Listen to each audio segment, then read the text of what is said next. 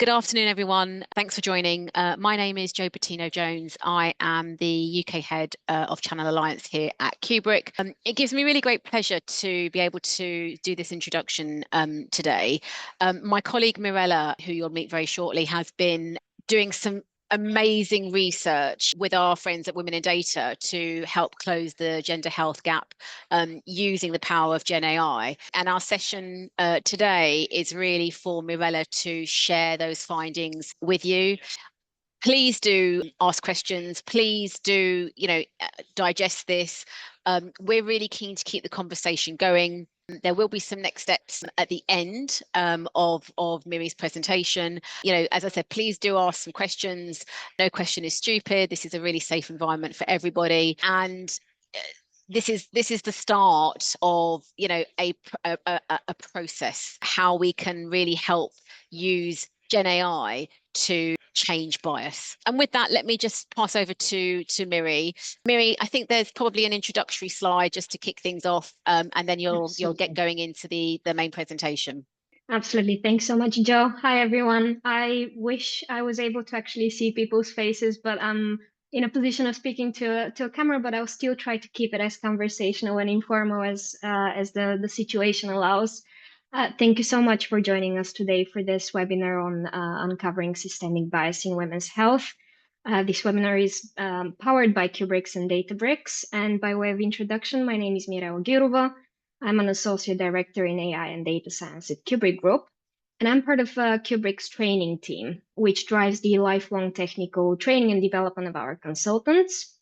I'm also Kubrick's talent proposition product owner, so I'm responsible for the strategic build out and management of our talent programs. And I champion Kubrick's corporate social responsibility from a technical standpoint through our partnership with Women in Data and with Women's Health. Obviously, we also have Jo today to help us a little bit paint the picture around our collaboration with Databricks. And before I dive into obviously the technicalities, just want to say how excited I am to be here today to speak about this topic, which is really close to my heart. And originally, when we were reached out by Orla and Tamika from Databricks to connect with Databricks Women's Network, I knew that this webinar would be a fantastic opportunity to spotlight something very important, which is how can we use data and AI? How can we use our also personal influence and outreach to drive progress in women's health? So I really hope you find today's session insightful in that sense. Now, a quick disclaimer, I am not a healthcare expert by any means, and you will see that from the technical spin of my presentation shortly.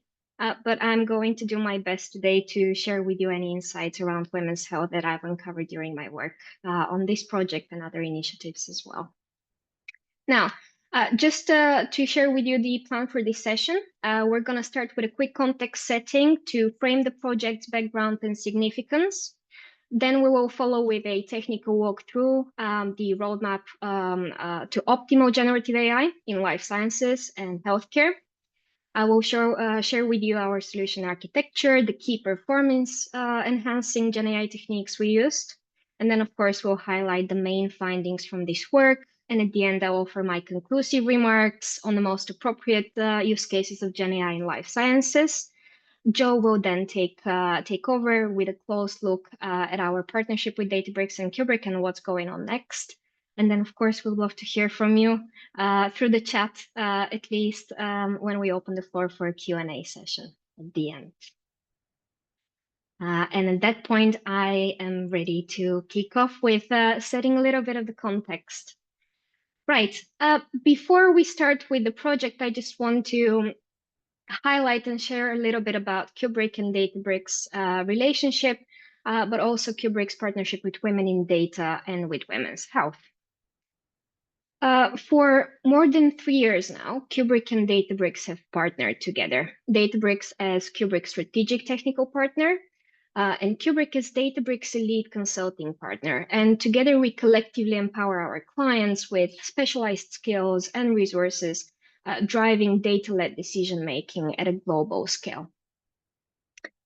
For 6 years now, we have also worked very closely with Women in Data, and this partnership has really stood as a testament to our shared vision and commitment to advancing diversity and inclusion in the world of data and technology.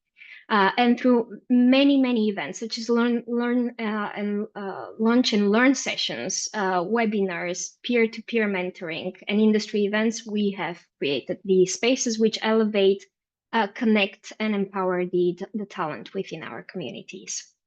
And for the past year, we have been very privileged to also partner with Women's Health on several pioneering CSR initiatives, which leverage data and AI to advance equity in women's healthcare. And the project I'm going to be talking about to you today, which we delivered in collaboration with Professor Kuziana Churtin, who is UCL's leading voice in rheumatology, is exactly one of those initiatives we've conducted together with Women's Health. But really, today's webinar is not just about showcasing a project in vacuum. It's also about building a stronger sense around something that we deeply care about, which is women's health. And again, it's all about understanding how can we use our skills, our influence, to make a positive impact beyond the pursuit of business goals. And with that being said, I'm now going to move on to setting the scene for the project. So let's start with a high-level overview first. The ultimate aim of the project that we conducted together with Women's Health and UCL was to explore how well machine learning studies on lupus handled sex bias in their research, which is a critical but often overlooked area in healthcare. So in collaboration with UCL, we embarked on conducting a systematic review on the most recent machine learning studies on lupus, which predict clinically relevant outcomes in patients with lupus. Now, during this project, we had three main goals. The first one was to identify and vet all relevant machine learning papers for their systematic review eligibility. The second goal was to evaluate how well those papers actually address sex bias and how well they meet machine learning quality standards. And lastly, we aim to support UCL in refining their review protocol to ensure a more rigorous publication. And the way we did all of this was by leveraging OpenAI's GPT 3.5 turbo model, which automated bias and quality assessments. We experimented heavily with different architectures, and we validated the GenAI 2 performance against expert human reviews. And the outcomes we achieved are promising and quite powerful.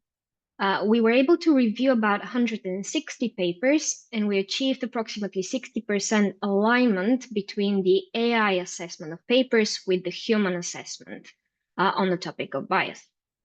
In addition, we were able to cut review time significantly from months to days, if not hours.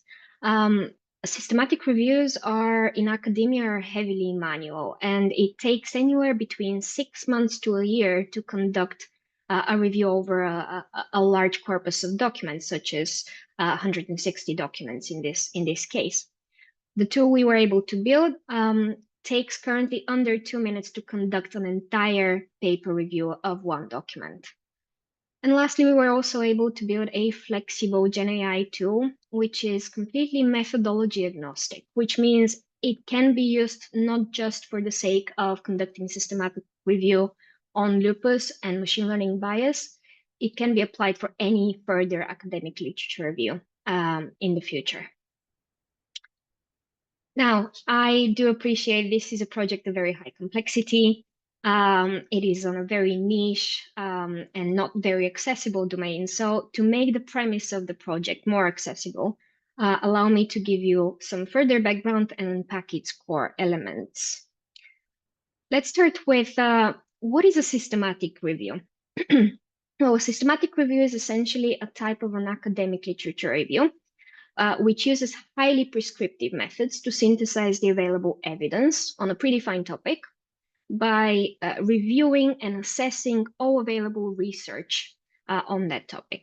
So if I can summarize, in academia, largely there are two families of publications. You have family number one, which is original research, where the author or a team of authors are working on an original analysis or model on a niche uncovered before topic.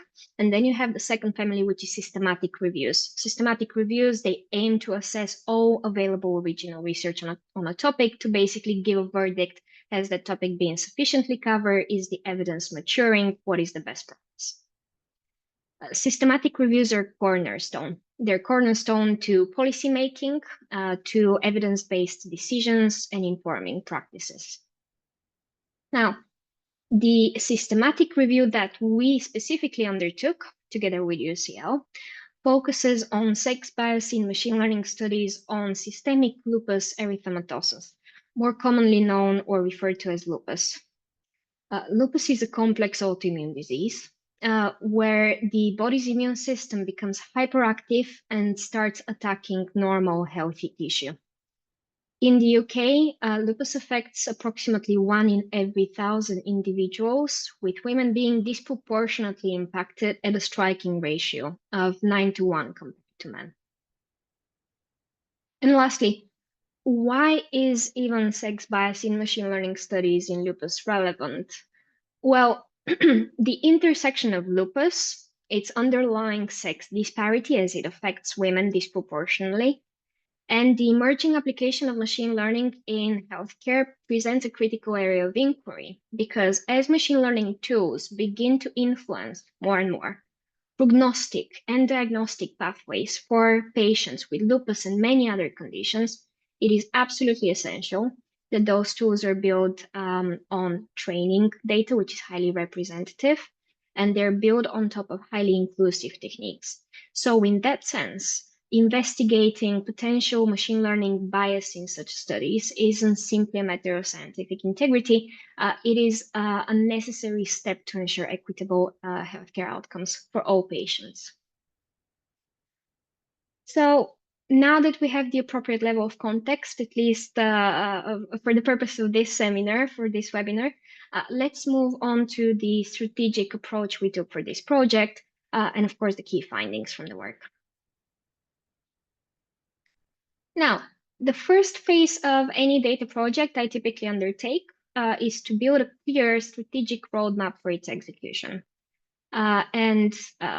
This is a very critical, very planning-heavy phase, and if done correctly, it ensures the alignment between the project technical execution and the desirable business requirements and outcomes. In our case, our client was UCL. Now, the 4 key pillars that I have embedded in my and my team's practices when working on projects of this caliber are number 1, domain understanding. Pillar number 2 is stakeholder alignment. Number 3 is problem framing, and 4 is success measurement. So let's go through all of those pillars one by one. The first step to the optimal roadmap to generative AI projects is us immersing ourselves in the domain. And in this specific case, we explored the novel intersection first of machine learning and lupus research, because lupus research hasn't been influenced by machine learning models heavily up until now. And particularly, we focused on the under-examined issue of sex bias in such machine learning studies. So our awareness of the context novelty and the high stakes shaped every subsequent decision in this project. The second pillar is focusing on alignment with our client, which here is UCL. Now, UCL standards for conducting systematic reviews are pretty rigorous, and they're non-negotiable because the author of any such systematic review, from an academic standpoint, bears great duty to ensuring the completeness, objectivity, and evidence-based accuracy of their work. And this duty becomes even greater by virtue of the novelty of the context and, of course, the high stakes of using machine learning to save lives. Here we're talking about machine learning used in life sciences, in healthcare. We're not talking about machine learning that generates return on investment. So the stakes are much, much higher. And because of all of this, our generative AI tool, it had to reflect the ethos of our client and the purpose of their study. by basically leaving no room for subjective generosity in our AI paper assessment, which otherwise could perpetuate the existing inequalities in healthcare. Our third pillar is problem framing. This is the act of translating the client's challenge into a technical task. And to conduct this specific systematic review, UCL would have had to manually read a massive corpus of papers in the hundreds and reviewed and assessed them, scored them across 12 specific, very strict criteria. So this is what I mean by systematic reviews follow a very prescriptive methodology. The authors of systematic reviews, they bring the methodology. In our case, the methodology comprised 12 strict criteria. 5 relate to sex bias and 7 relate to machine learning quality assessment. And so the authors of the systematic review have to manually go through the papers, assess them across those 12 strict criteria, and score each paper on a scale from 0 to 2. At its core, this is an example of a multi-class classification problem. And we embarked on building an AI model which is able to replicate this manual human judgment and scoring of papers with high precision. So to give you an example, just so you can get the gist in terms of how this assessment is working, one of the 12 criteria we were given was a training data sex bias. Is the training data used by the authors of the paper exhibiting some sort of bias across sex or other demographic factors? So if a paper doesn't mention the term training sex data bias at all in its entirety, then the paper would be scored a 0, which is the worst possible score. If the paper mentions the topic but doesn't do anything to indicate to the reader that they have mitigated sex bias in the training data successfully, then the paper scores 1. And only those papers which both actively address and mitigate sex bias would deserve the highest score of 2. And lastly, the final pillar is success measurement. What does good look like? How do we quantify it?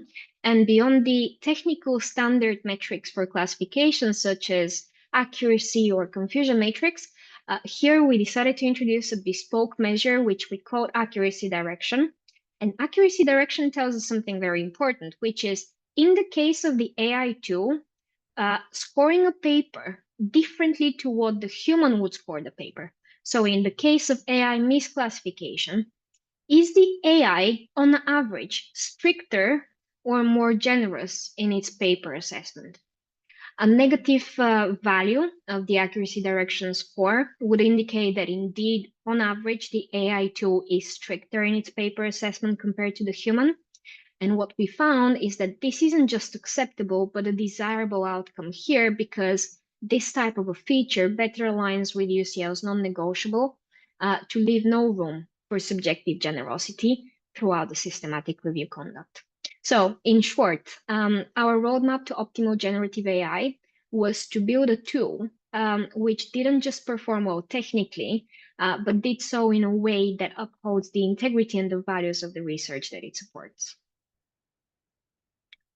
And now with this roadmap in place, we moved into the execution and architecture experimentation of the GenAI tool.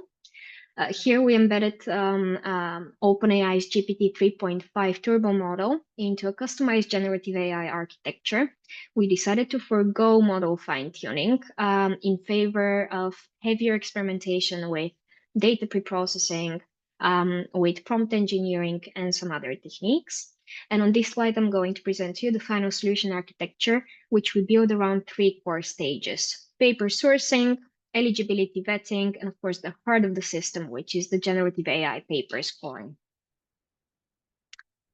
We always begin with the user and the user inputs, which here are 3 folds. UCL, our user, essentially have to provide us with, and they did, they provided us with a search query.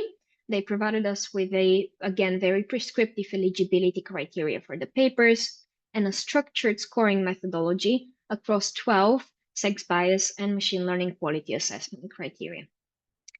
In stage 1 of our tool, which is paper sourcing, we used PubMed to automatically retrieve all potentially relevant papers based on the user query. PubMed is a free search engine for access to the Medline database for references and abstracts on life sciences and biomedical topics. And as a result, as part of this stage, we retrieved about 170 papers. Stage 2 of the solution refers to filtering out the ineligible papers based on the user's eligibility criteria. Now, this project by nature is a POC. It was there to investigate even if generative AI can expedite systematic review conduct. So because of that, we had to prioritize, and we decided that pragmatically this stage of the solution is of secondary importance. We therefore opted for a pragmatic two-layer vetting system here. First, layer 1 would embed a keyword-based filter, which would go through the abstracts, and it would flag any abstracts which potentially might be ineligible based on whether certain keywords were excluded or included in the abstract. An example, a paper that is looking at clinically relevant outcomes in patients, but the patients aren't human, should be excluded. Okay, so if there is a mention of the word, let's say animal, then this paper is ineligible. If layer number 1 then flags an abstract as potentially ineligible, that triggers layer number 2, where an LLM gives a more holistic, comprehensive verdict whether the abstract is eligible or not. And this process narrowed down the pool slightly to 159 eligible papers. And as a result of this stage, we produced full vetting documentation. Which leads us to the final third stage, GenAI paper scoring, which is where the real intelligence of the system comes into play. And the goal here was to evaluate each eligible paper across the 12 predefined criteria from UCL in a way that uses a structured and explainable generative AI pipeline. So on the slide, you can see the pipeline, and I'm going to walk through it and discuss each component. First, we start with paper cleaning. At that point, we take each paper, we clean it from Unicode and any control characters, and then we split the entire paper into overlapping text chunks or paper chunks using a technique called recursive character splitting, which essentially ensures the LLM can process the content in its entirety without losing context and without losing focus. The second point, the second part of the pipeline is building the scoring logic. Here we have 12 criteria, and what we decided to do is to design a decision tree style prompting, which will guide the LLM to answer a chain of binary yes/no questions and to provide justification. I will speak a little bit more about decision tree style prompting in the next slide, but for now, what's important for you to know is that this type of problem reframing was crucial in ensuring there is no ambiguity and ensuring consistent and interpretable outputs further down the line. The next part of the pipeline is the LLM evaluation stage. At that point, we take each paper chunk alongside with a relevant prompt, we pass it through the LLM, and the LLM is then asked to return a yes/no answer and accompanying justification just to ensure that we have transparent rationale for its output. We would then take the AI response and validate if that response follows the desirable format. If the format isn't as expected, we would then go back a step and we would rerun the LLM evaluation stage. And again, this is very important to validate the format of your AI outputs to ensure consistency and reliability in any downstream processing. The next part, component of the pipeline is very important. We all know that LLMs are prone to hallucinations. So to guard against hallucinative responses or flawed logic, we implemented an AI self-reflection step. At that stage, the LLM is only shown its previous justification to the previous AI response. It is given the definition of the criterion, and it's essentially asked to check, does its justification essentially hold up? And if the LLM at that stage detects contradictions, we would loop all the way down to reevaluate the paper chunk. So I want you to think of this stage as an internal quality check where the AI is reviewing its own work. And again, once we do this whole thing with each paper for every criterion, we would then aggregate the results, because so far we worked with paper segments. We now have to take the paper segment results and aggregate them on a paper level. And then we have to repeat the process for all 12 criteria per paper across the entirety of the paper corpus, which is 160 eligible papers. And the final output of this solution architecture is a comprehensive CSV file, which contains full papers metadata. It contains a holistic list of the AI scores and accompanying justification for each of those scores. Now, the architecture we just walked through has three standout techniques which really drove performance for us. And these are enhanced AI stringency, decision tree style prompting, and AI self-reflection. I did mention them briefly, but now I'm going to kind of elaborate a little bit more there. Starting with enhanced AI stringency. I want you to recall that a key non-negotiable for our client UCL was to ensure that whatever we do with the papers, whether manually or automatically, we don't overcredit papers based on assumptions. Unfortunately, early experiments showed exactly that. They showed that the LLM, without clear instructions, often infers best practices, even when the author hasn't explicitly explained or mentioned it in their paper. So to guardrail against this, we embedded stricter guidance in the prompt. We said explicitly in the prompt, please do not read between the lines, so to say. And we also played quite a lot and experimented with the model temperature settings to reduce variability. And we found that 0.2 temperature setting for bias questions and 0.45 for quality assessment struck the right balance between consistency and precision of the answers. Next comes the prompting style. Now, again, recall that the aim of this whole project was to, in a way, automate with AI a multi-class document classification problem based on free text. And again, we assumed with great confidence upfront that the LLM will be able to perform multi-class classification with minimal efforts. Unfortunately, that task proved trickier than expected.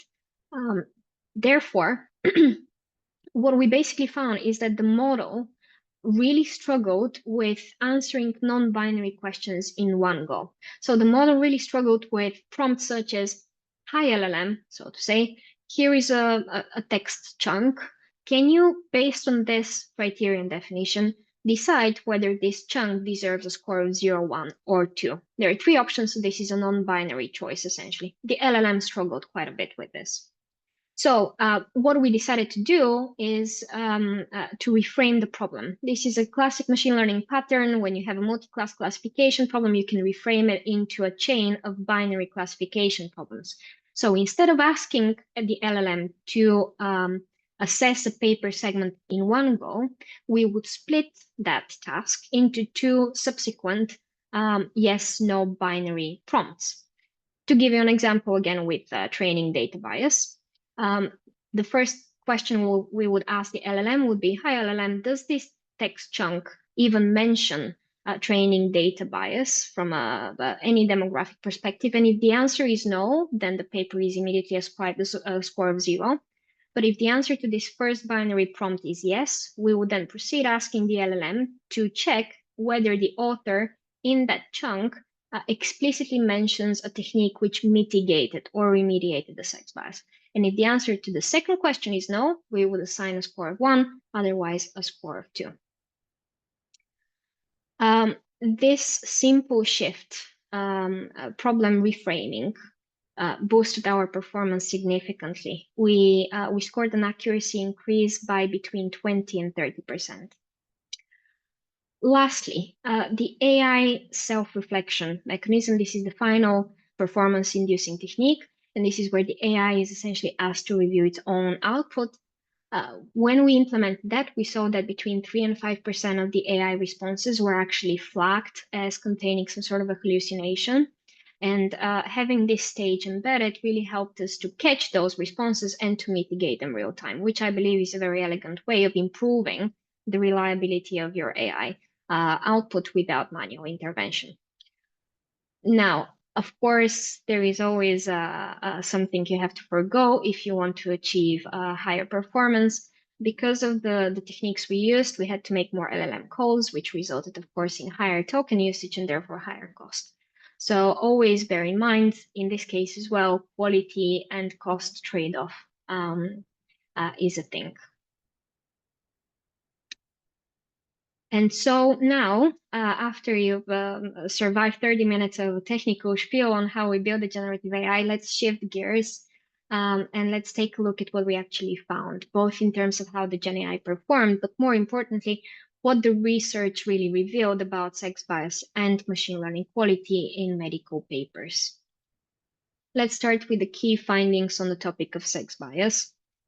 This section of the analysis focuses on 5 sex bias criteria: train and test data bias, input and output variable bias, and analysis bias, model performance bias. All 5 criteria share a uniform scoring rubric. And to validate how our AI tool performed, we compared its results to UCL's independent human results on a subset of 27 overlapping papers. So please don't treat those results as representative of the entire population of machine learning papers, but when we overlapped in terms of our papers with UCL, these are the findings that I'm presenting today. Starting with the question, are machine learning papers on lupus overlooking sex bias? The resounding conclusion after we complete this project with UCL is that unfortunately that seems to be the case. And on the bar chart on the right-hand side, you can see the bias score distributions with the human scores indicated by the solid colored bars and the AI tool scores indicated by the dashed bars. And as you can see, both distributions are heavily skewed towards 0, which is, remember, the worst possible outcome. That means the papers are not even mentioning the topic of bias in different contexts when they should be, because lupus disproportionately impacts women. And you can also see from the visual that less than 2% of papers actually both addressed and successfully mitigated sex bias in their studies. This is especially concerning. Lupus disproportionately affects women. It is a clear signal of the negligence around the issue. We don't speak enough about the issue. Even the papers don't mention it explicitly. And this needs more visibility, both in the medical and in the machine learning research communities. In terms of generative AI performance, the tool was able to score between 52 and 70% accuracy in replicating the human assessment of bias across the experiments. But what is more important is how the tool performed when it got things wrong, because when the tool did misclassify compared to the UCL review, it tended to be more conservative, erring on the side of caution rather than generosity. And this is indicated by the negative accuracy direction score. This feature we find to be actually a strength, because if the tool gives you, the user of the tool, a paper with a score of 1 or 2 on a topic of sex bias, then you can rely on the tool actually having found solid, explicit evidence to back that score up. So while it's not perfect, the tool is reliable, and it already helped us surface a very critical and confirm a critical gap in academic literature, which is a win. Moving on, the second part of our analysis focuses on how well medical papers on lupus actually implement best practices in machine learning. Here we assessed our papers across 7 quality assessment criteria. These are things such as, did the authors of the paper use data pre-processing? Did they use model ensembling? These are non-negotiable machine learning techniques which have been proven to improve the performance of machine learning models. Now, in this section here, unlike sex bias criteria, these criteria don't share a uniform scoring rubric simply because best practices vary by technique. But broadly speaking, if a paper here scored a 0, that means that a certain non-negotiable technique, machine learning technique, wasn't even implemented. A score of 1 means the technique was implemented, but in a very basic, rudimentary way. And a score of 2 means that a certain non-negotiable machine learning technique was implemented to a very high standard. It followed best practices. So, what did we find here? We initially assumed that given the high stakes of applying machine learning in healthcare to save people's lives, most of the papers would be following machine learning best practices rigorously. But again, unfortunately, the data told us a different story. And if we take a look once again at the distribution on the right-hand side, whilst this distribution is much better than the one we saw for sex bias, it still centers around a score of 1. And remember, score of 2 is what we're striving for. We want to see those distributions heavily skewed towards a score of 2. So what those distributions are telling you is that whilst most papers are doing something machine learning-wise, they're not implementing those techniques quite well enough yet. Only about a third of papers met best practice standards. And again, this highlights a real need for more consistent, more rigorous application of machine learning in medical research in a way that builds and instills trust, transparency, and reliability in the outcomes. In terms of generative AI performance, the tool struggled more here. And again, this is contrary to our expectation, given that machine learning best practices, the literature available on this topic out there is much vaster than the literature available on machine learning bias. So we assume that the LLM, the pre-trained LLM we're working with would have had higher exposure to machine learning best practice literature and therefore would be more adept in holding or assessing discussions around machine learning quality standards. What happened is the tool here achieved an accuracy of between 43 and 60% in matching human assessments. And the main challenge we identified was the subtlety in the scores, the definition of a score of 1 and 2, because unlike bias, where the decision boundaries or the definitions of the pre-scores were much clearer, when it comes to machine learning quality assessment, the question is not just if something is done, the question is how well it's done. And this nuance is much more difficult for the LLM to pick up.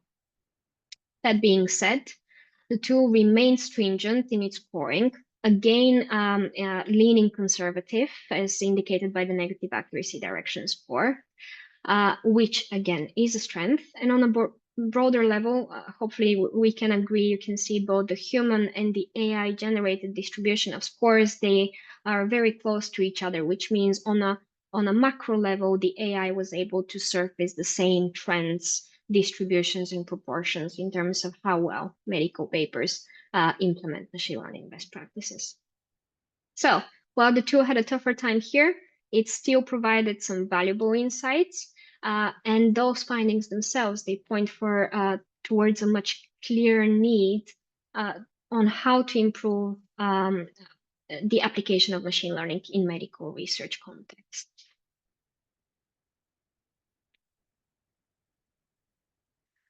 And this brings us to our conclusive remarks section for this project. And I appreciate I went into quite a lot of detail in a project of very high complexity. So thank you for bearing with me and going through it together. But as someone who worked on this project for over 9 months, allow me to communicate the 4 key takeaways, which I would like to share with anyone who hasn't heard about this project before. The first takeaway is for us to foster trust and effectiveness in medical machine learning, particularly in complex sex-biased conditions such as lupus. Research must confront its current lack of maturity by addressing sex bias. It needs to be mentioned, to say the least, in any paper that speaks of a condition that is associated with an underlying bias of any demographic type. So research must confront its current lack of maturity by addressing sex bias and establishing a standardized, reliable machine learning methodology by doing that. The second takeaway is that generative AI demonstrates a very strong potential in medical research by offering a scalable solution which can improve research in two ways. First of all, it can improve quality to a degree through its explicit stringency.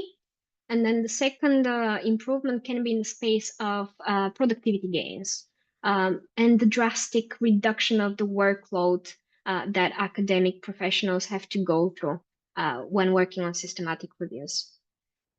Again, 160 papers. It took the 3 to 4 hours to conduct the entire paper review over the entire corpus. For reference, it takes between 6 and 9 months to manually perform the same by academic professionals. So this is a massive productivity gain through workload reduction. Third, the most promising use case of generative AI in healthcare, in my humble opinion, is for exploratory research and assistance with rapidly surfacing topics, medical topics which warrant further investigation.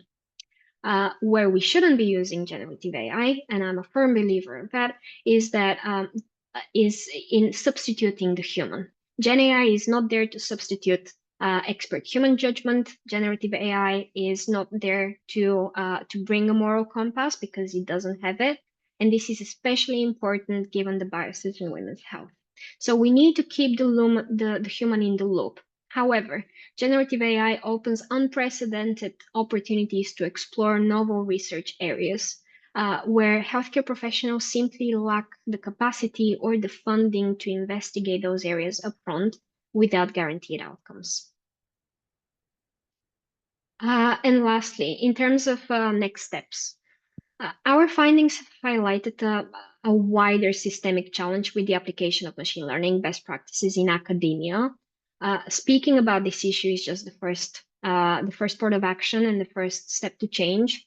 We are continuing our work with women's health, with UCL, hopefully now with Databricks as well, by first speaking about the matter.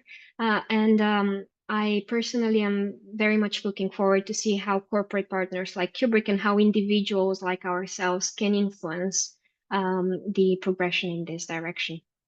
And this is everything from me. I'm now going to give the word back to Joe, who will share a little bit more details around our partnership with Databricks and some details of what's coming. Joe, over to you.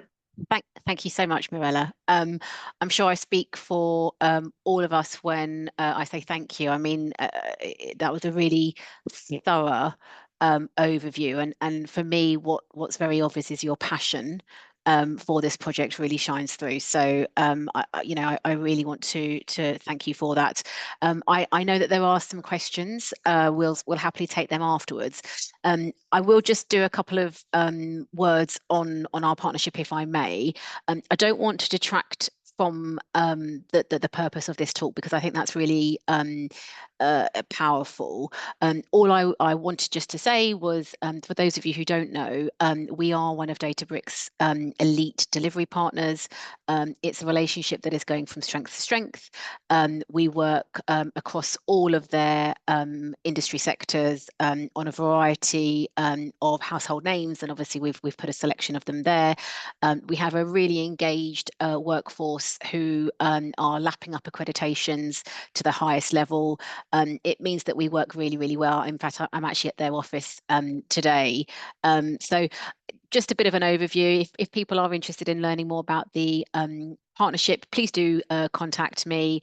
Really happy to follow up, but really happy that we've been able to put this webinar on in conjunction with our good friends at Databricks, as well as Women in Data, who we proudly sponsor.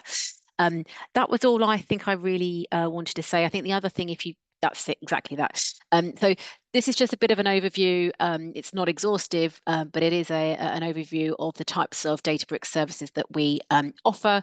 Again, I don't want to steer off course from the webinar from today. we'd be very happy to have follow-up conversations if any of you are interested, and actually understanding, you know, specific use cases and projects that we've worked in across industries.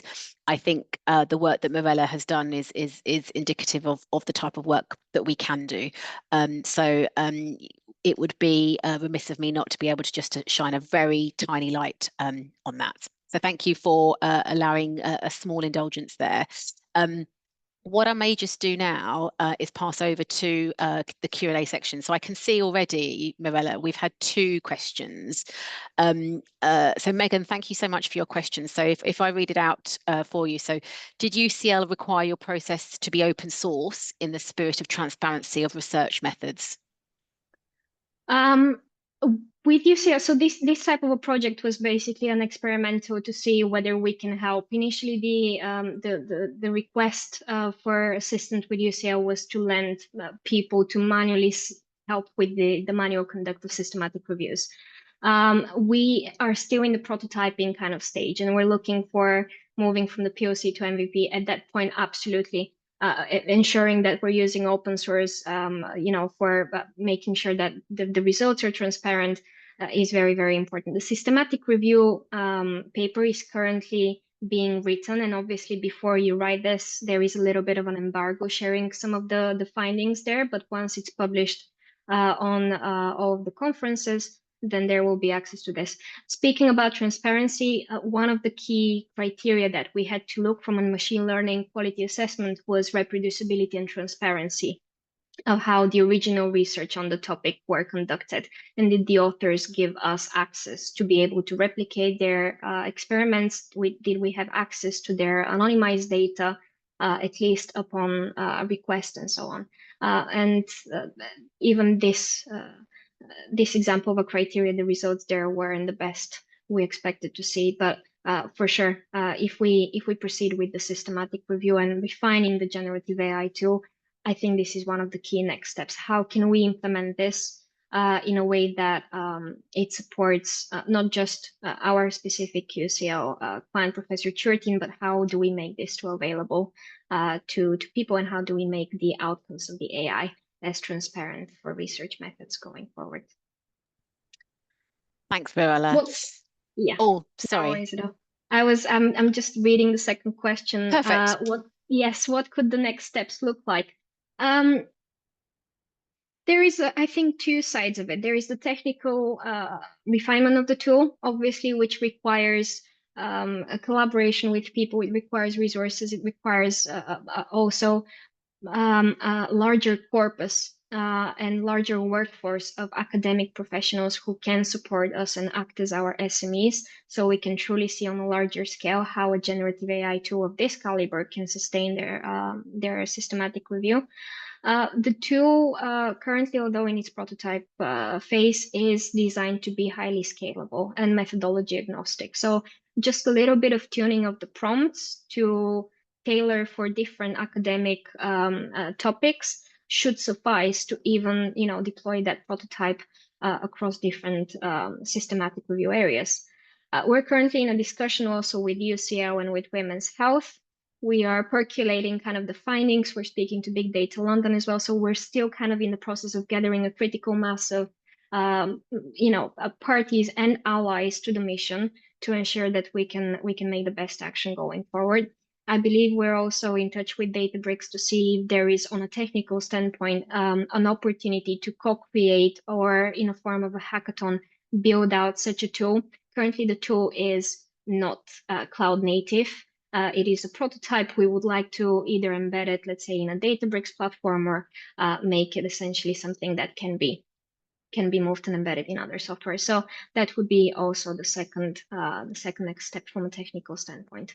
Productionizing. Always, we know the trough of disillusionment with POCs typically dying in the AI space because we can't really showcase the value. But I think here we're not trying to bring monetary value. This is for good cause. And therefore, there shouldn't be a blocker of moving this project from a POC to MVP stage. Thank you, Mirela. Understood. Yeah. There is a question around whether the recording the session will be the recording will be shared. I might actually just ask Sarah if that's okay on that one. Oh. Hi, yes, so the recording is being shared, it is being recorded and we will be sharing it. So just bear with us and then we'll get that out to everybody who's on the session, and we'll also be pushing it out across our social channels as well. Thank you. So lots of opportunities to watch it. Thank you. And then, Mirela, is it worth just sharing with the people on the call just the other next step? So next week, for example, just continuing this conversation. I think people will be interested to hear about this. Absolutely. Well, next week is obviously Big Data London. I will have the privilege of speaking actually with our key client here, our stakeholder, Professor Kuziana Chirtin. She is the Deputy Director of the Rheumatology Department at UCL, a brilliant lady. It was such a pleasure to work with her. So on the 25th, we're going to have a panel discussion for 30 minutes. Let me just double check the details. Early morning, 25th, which is on the topic AI for Health Equity, a double-edged sword. It will be a discussion between myself and her, thinking about how can we improve the AI fairness and making sure that the topic of bias isn't just swept under the carpet as it typically tends to happen. So a very, very much a conversational setting. I would love for as many people to come and join and say hi to us. We're also going to be obviously throughout 24th and 25th. Joe, maybe you can say a little bit more about Kubrick's presence there. Happy to. Thank you. So we're absolutely delighted that we've been able to again partner with our good friends at Women in Data. We will be sponsoring an alumni event in the Women in Data Lounge. For those of you who are Big Data London regulars, this lounge gets bigger and bigger every year. I mean, I fully expect it to be taking over almost one floor. It's getting so big, which is obviously testament to the power of women in data. So very excited about that. But we will be that will be happening, I believe it's next Wednesday, so the 24th, day one, at 5 o'clock. You will need to register. I'm actually just going to look to Sarah just in case I've missed out any other details on that. No, that's everything. Yeah, so it's on the first day of Big Data London, like you say, at 4 till 5 p.m. So yeah, just make sure that you register if you do want to attend that one. And it's registration on, is it Eventbrite? Yes, on Eventbrite, you'll be able to find it. We've pushed out a few links, and so have Women in Data, so you should be able to find it there. Yeah, thanks so much. Cool. No problem. Any other questions? Recording shared. Yes, that was it. I think that's it. We'll also try to share the PowerPoint as well. I'm very happy for this to be circulated to anyone who joins. So watch the space. We can pack it with the recording. Perfect. Well, thank you all. A special thanks to Mirela for giving up time to prepare and present this. It's very much appreciated. Thank you all for attending. Really look forward to continuing the conversation, hopefully in person at Big Data London next week. And as I said, we will make recording and slides available. So do appreciate your time here. Thank you so much for joining. Thank you. Thank you all.